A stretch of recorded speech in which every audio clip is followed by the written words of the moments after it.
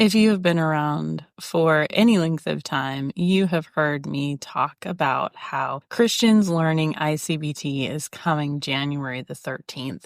You can find out all the information by going to carriebach.com/training. But I wanted you to hear from one of our students this fall to hear what she had to say.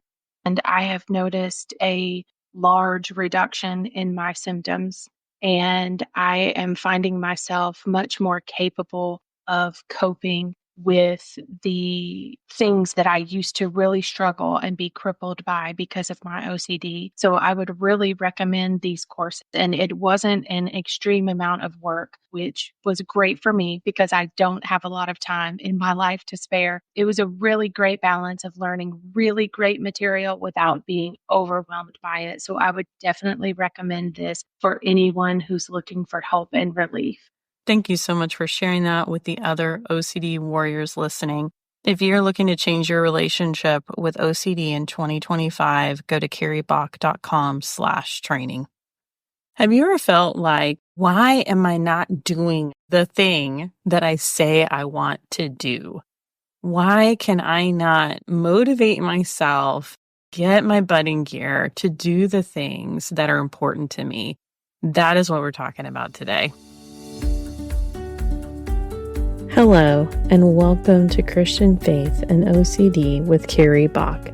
I'm a Christ follower, wife and mother, licensed professional counselor who helps Christians struggling with OCD get to a deeper level of healing.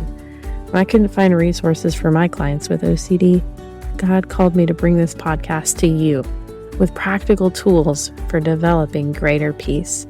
We're here to bust through the shame and stigma surrounding struggling with OCD as a Christian, sharing hopeful stories of healing and helping you replace uncertainty with faith. I'm here to help you let go of the past and future to walk in the present abundant life God has for you. So let's dive right into today's episode. You may know that Christians Learning ICBT is starting January 13th. And while this training is geared towards lay people, not necessarily professionals, we did have one professional join us this fall. So I wanted to play you a little snippet of what her experience was like. Hello, I am Erica Kessie. As a therapist and a coach, I have been able to take this information and use it with my clients to be able to actually break them free from those obsessions. It's been absolutely amazing. And now it has totally unlocked them in ways that we would never been able to do it without this training. Thank you, Carrie. To find out more information about Christians Learning ICBT, go to carriebach.com/training. I'm sure you've had this experience where you may have had a particular goal in your life that you were wanting to achieve, but then when you actually go to put the steps in place, it seems like you just can't push yourself to do it. You just can't seem to get there. What I see in OCD therapy is a couple different things. One, it's hard. It's not easy in this recovery process. You guys, the OCD warriors out there, it's hard to keep going day after day when you feel like you're fighting all of these thought processes and you might have struggled to get particular help that you've been looking for. You might have tried a couple things that haven't worked for you. And it just seems hard to pick yourself up to keep going and going again. With clients, what I see is that I'll give them homework, or they'll have a specific goal they're working towards, or some small actionable step that they're going to take that week. It could just be reading their ICBT homework, writing their obsessional story. It could be a goal towards stress management and reducing their stress level at home. And then we come back the next week and maybe they haven't done the thing. And I think for a lot of us, it goes towards this road of shame. Like, oh, I didn't do the thing I said I was going to do. I feel awful about it. I like to take a different perspective and say, okay, well, let's reduce the judgment and reduce the shame on it and just be curious about it. What got in the way of you doing the thing? Or what do you feel like is the roadblock or the barrier? I think your first step really is to be curious about this motivation issue. Like if you were an employer and you had an employee that wasn't working very hard, you could go really hard on them and say, why aren't you doing the thing that I told you to do? Or you could take a more gentle approach and say, hey, I noticed your performance standards haven't really been up to par lately. Why do you think that is? Help me understand. Tell me what's going on, because you might not know. Maybe that person is caring for an aging loved one. Maybe they're under some health stress that they're not going to tell you about. This is a way that we want to be with ourselves, just very gentle, self-compassionate. Okay, so I didn't do the thing that I set out to do. Let me be curious about that. Are there thoughts connected to that? Is there a sense of hopelessness? Like, I could try this, but I just don't feel like it's ever going to get any better. It could be that you feel like you don't have any time for your OCD therapy, or you don't have time to engage in the things that your therapist is asking you to do. When we say we don't have time for something, what I hear is I'm prioritizing other things over that. So what am I prioritizing over engaging in strategies that are actually going to help move the needle and get you to a positive place with your OCD recovery process? And it's amazing when you say no to OCD just a little bit, imagine how much time you can get back. Because what I hear is people telling me that they're spending 2 hours washing something, or they went down the YouTube rabbit hole trying to get some type of reassurance for their relationship issue that could have been funneled into doing something more healthy for their self-care or for their OCD recovery. You might not have time to do things that will be helpful to you, like journal or meal plan or other healthy habits, taking a walk, exercise, because you are spending a lot of time scrolling.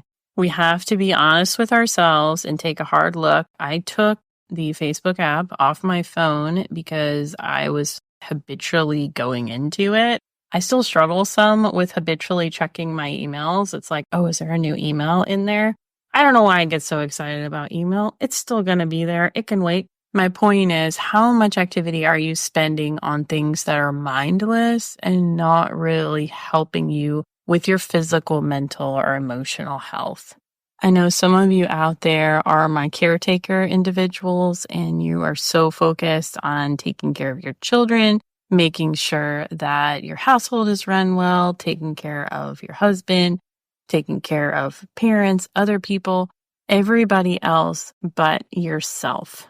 And so in your curiosity process, as you're going through and examining, why am I not engaging in things that are healthy for me? Are you feeling guilty because you're doing things for you instead of doing things for others? This is where I have to go back to Jesus's example, where he took time to retreat, to get away from everybody else, to go spend time with the Father, to fill up before he could pour out. Jesus also said no to people. He took time to rest. He took time to socialize, slow down, dine with people. He was serving, loving, and meeting other people's needs, but he also knew that he had physical needs and spiritual needs that needed to be attended to. I think some of us who are knee deep in the trenches, doing a lot of work at church, being involved in a lot of Christian activities, I think we forget that our spirituality and our relationship with God is more about being than doing. Our doing has to flow out of our being. Otherwise, we are going to get burnt out because we're going to be reliant on our own strength instead of plugging in and relying on the strength of God. After you've been curious about what's going on, why am I not doing the things? Then we need to go back to get super specific about what is it that you want and why do you want that? I've worked with so many people who will come into counseling and honestly, they don't even know what they want. And part of our process is really helping them sink down and tune in and dial into when you say, I want to be free from OCD, when you say, I want to have peace, tell me what that looks like. I need to know. Okay, well, I'm spending this much time taking an hour and a half shower that I could be spending with my child. I'm asking so much reassurance from my spouse that they're now annoyed and frustrated with me and almost a little cringy when I come to talk to them about something. I need to get back to that friendship relationship with them. That's what I want. This is your time to get super specific. You may often look at what you want to remove from your life, and I would say that's not a good place to start. Because if you remove something from your life, it's going to have to be like filled in with something else. And if we don't even know what that something else is, there's not much motivation for us to start removing stuff. A greater analogy would be that if you have a bunch of weeds in your garden, maybe, and you want to pull those up. So you can pull up the weeds, but then if you don't plant something else there, that's going to flourish and grow and use that soil and expand and spread out. Eventually, like if you were to plant enough plants, they would crowd out the weeds logically for the most part. Or there might be still a little room for the weeds to grow, but they wouldn't have the whole garden territory. What are some positives that you can plant in your life that will crowd out the weeds of OCD?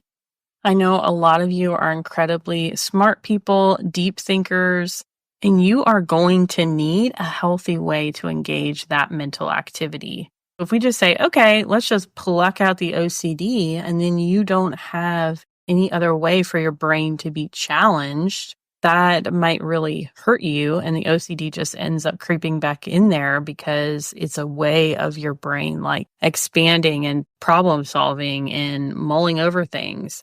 You might need a healthy project that you can get knee deep in the weeds with and have that level of focus. And instead of it going towards OCD problem solving, have it go towards a hobby or a new skill that you want to learn.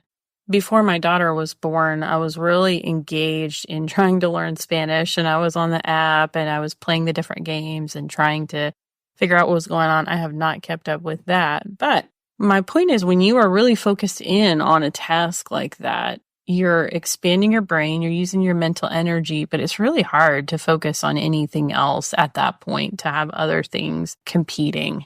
So what is it that you really want? Is OCD keeping you from engaging socially? Is it keeping you from dating? Is it keeping you from having more friends or going out to restaurants? My point is you don't just want OCD to go away, just like someone doesn't just want to lose weight. There's a reason they want to lose weight. They're looking for more confidence or for greater health numbers or the ability to do certain things that they're not physically able to do now. When you dial into what you really want, it helps you know and stay motivated to move forward. If you can visualize yourself in these positive avenues that you're looking for, if you can visualize yourself getting in a dating relationship, for example, and I know that that may seem really far off. It may seem super hard. You may feel very insecure about being able to do something like that because of OCD. For some people, I know it's having children. They feel so nervous about having children because they're struggling with OCD. Whatever the thing is, if you can picture it and have that positive picture in your mind going forward, that's so going to help you stay motivated. That's what I'm after. That's what I'm moving towards. It's a new identity. A lot of times it's a new version of yourself.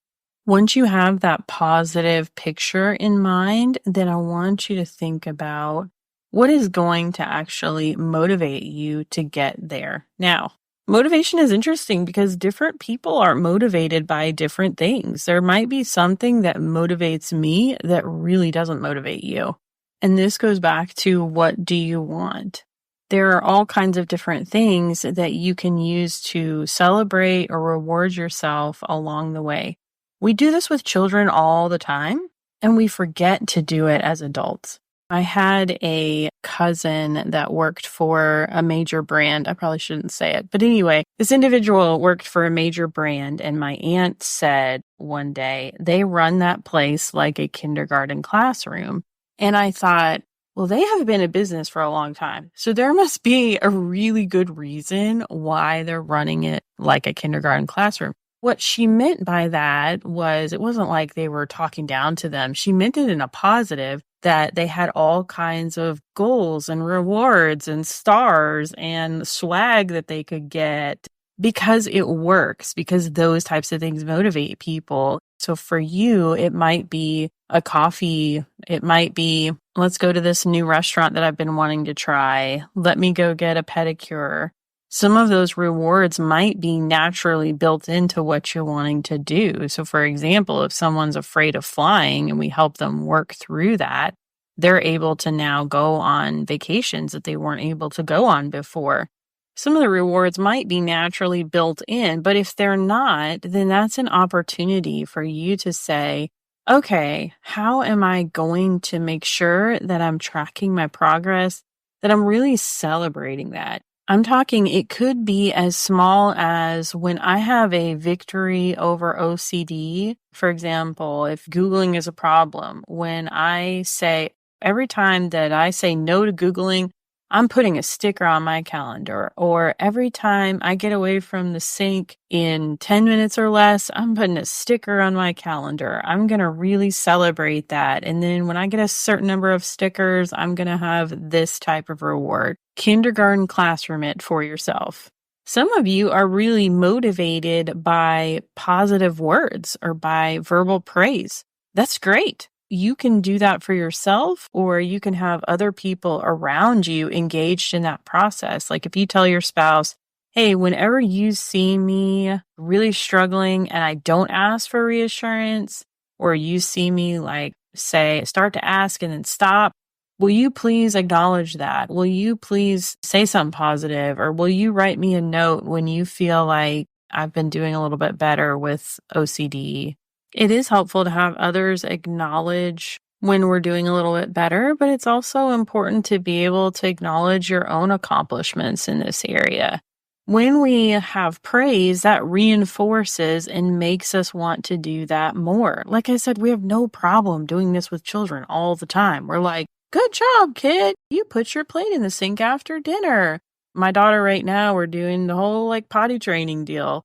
Here's a gummy bear if you sit on the potty. Woohoo! We have songs. We have a little book with plays music. All the things to make it a positive, happy, praiseful experience so that she wants to do that more. The other thing that we do with rewards very easily is we can say, let me get this done and then I'll go do that. A less preferred task and to a more preferred task. For example, if I say, oh, I've really got to write this email out, or I've really got to work on this report, let me do this first, and then I'm going to take a break and do that and go outside and rest for a little bit. Let's work really hard as a family to clean the house together, and then we'll order a pizza or go out for dinner. Maybe you're working on exposures or you're working on ICBT homework and you say, okay, after I do this, then I'm going to do something more preferable. I'm not going to watch that show that I have saved in my queue until I've done this piece right here. So now that we've talked about rewards a little bit and rewarding yourself to be motivated, I want to talk to you about who is on this supportive journey with you. Do you have friends that know that you're going through this? Do you have family members? Do you have a spouse? Do you have parents? Who is on the journey with you that you can have healthy accountability with, that you can say to that person, hey, ask me, have I done this thing next week when you see me? I have a business bestie. We meet once a week and we just talk about what are you doing in your business this week? What are you going to be working on? What's the next step? And just having that healthy check-in accountability regularly is so important. And it has helped both of us be able to move our businesses to a healthier place. You can do that in your OCD recovery process. You can get some friends or family together to check in with you, that you can provide information. I don't think it's always just having somebody else ask you. You need to be able to share yourself and be okay asking for what you need. Hey, whether that's what we were talking about before, asking for praise at certain times, asking, can we go do this together if I meet these certain goals? I would love to be able to support you in January with Christians Learning ICBT. I am in Tennessee, but we have people from all over that are going to be on there just learning these modules together, learning how to have a healthier relationship with their OCD, learning to manage their thought process differently, and to say no to OCD's demands, to give in to compulsions. I would absolutely love to have you on there. If you go to carriebach.com/training, we'll also put that link in the show notes for you. But it's carriebach.com/training. You can find out all about Christians Learning ICBT. You'll find out when we're meeting once a week, but even if you aren't able to meet at that time, we have had several people this cohort who weren't able to make the lives, but they did go back in and watch the course material. They set aside an hour and a half a week to really engage with the video and then do the homework and have seen progress. Until next time, may you be comforted by God's great love for you. Were you blessed by today's episode? If so, I'd really appreciate it if you would go over to your iTunes account or Apple Podcasts app on your computer if you're an Android person and leave us a review. This really helps other Christians who are struggling with OCD be able to find our show. Christian Faith and OCD is a production of By the Well Counseling. This podcast is for informational purposes only and should not be a substitute for seeking mental health treatment in your area.